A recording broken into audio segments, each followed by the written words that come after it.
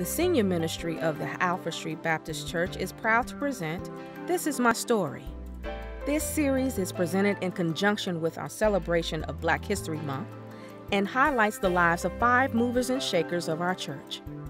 Our voices were often silenced, but now we have a chance to speak and paint our own portraits, reviving our oral tradition. By keeping the memory of our past, we claim the key to our future. So we invite you to join us in our journey as we document Black historical moments from some of our own here at the Alfred Street Baptist Church. Proverbs 3, 5 and 6. Trust in the Lord with all thy heart, and lean not upon thine own understanding. In all thy ways acknowledge him, and he will direct your paths.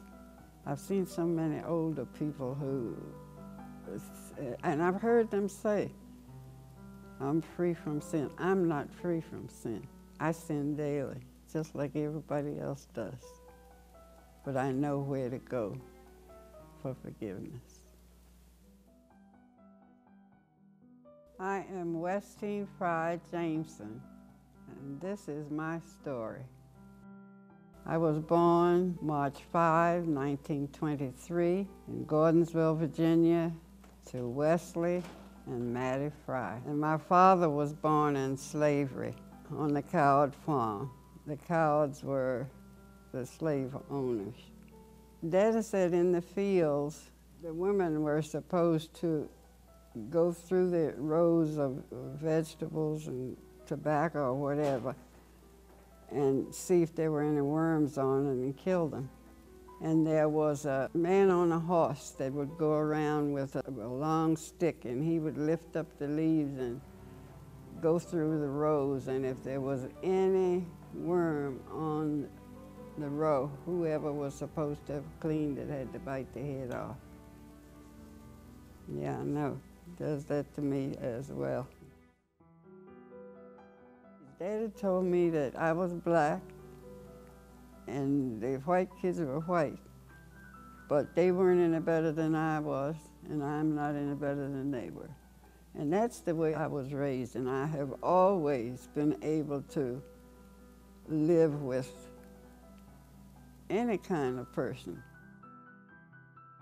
When my daughter she wasn't a year old, and I boarded the bus. The bus came at this circle in Gordonsville.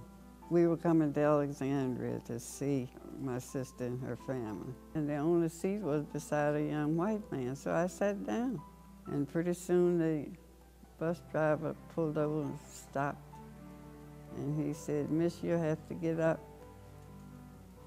I said, "Yeah, what's wrong?" I knew what he meant, but I played ignorant. I said, "What's the problem?" He said, "You can't sit beside the white fella."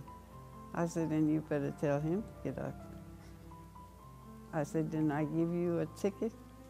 And that requires that I have a seat." So he said, "Well, we're almost to Orange. I'll stop." I said, "And yes, and when you do and you call the police," I said, "be sure you call S.E. Nottingham too." I said, "That's my family lawyer." And so the young man saw that I wasn't going to move, so he said, "Miss, let me out and I'll stand."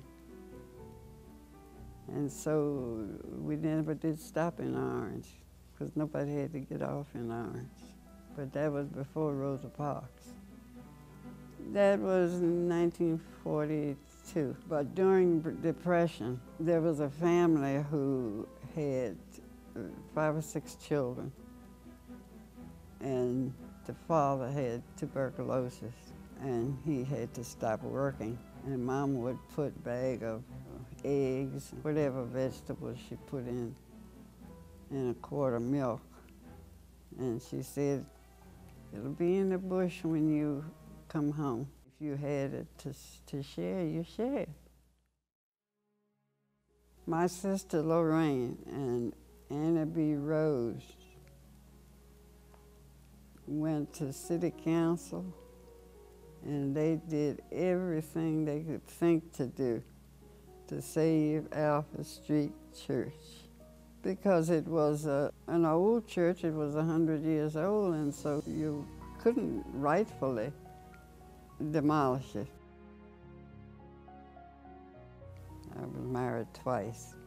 I had one daughter and 2 granddaughters and 5 great-grandchildren.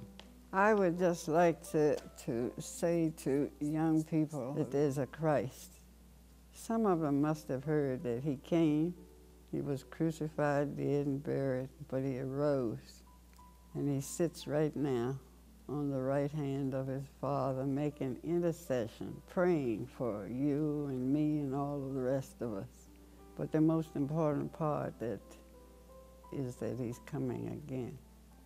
I would suggest that everybody prepare themselves to go home. Amen.